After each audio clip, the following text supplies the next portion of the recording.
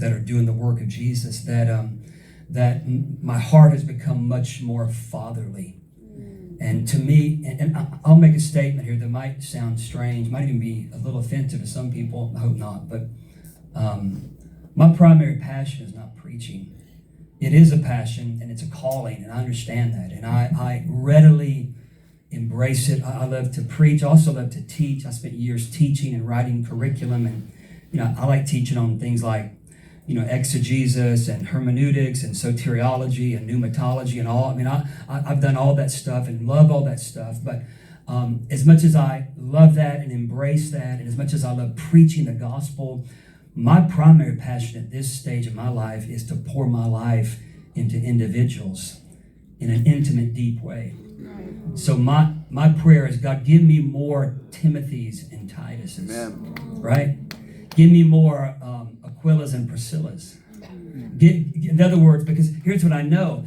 I can have an impact preaching to the masses, and God uses that. And I've stood and preached to 25,000 people before, and I preach in churches in America. Some churches have 25 people, some churches have 3,000. It doesn't matter to me. If God opens the door, I'll preach the same to 15 as I would a 1,500.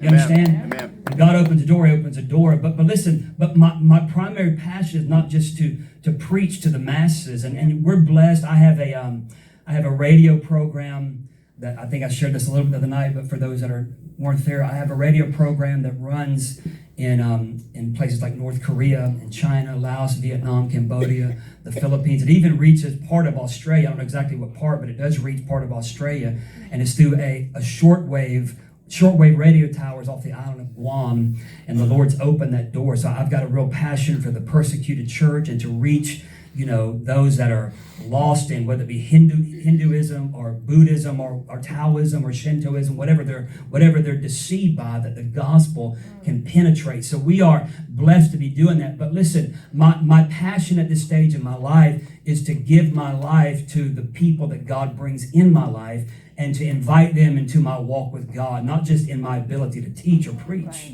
Right. And I've taught homiletics. I can teach you how to do expository, how to do topical, and I know all that stuff, and it has its place. And sometimes, especially when young leaders, young preachers are beginning to preach, it's good to give them some practical instruction. But how many of you know you got to rely on the Holy Spirit? Come on. And if the gift is there, the gift is there. If it's not, it's not. Your gift might be to administrate. You might have a gift of giving. In other words, know what that gift is, and God's faithful to let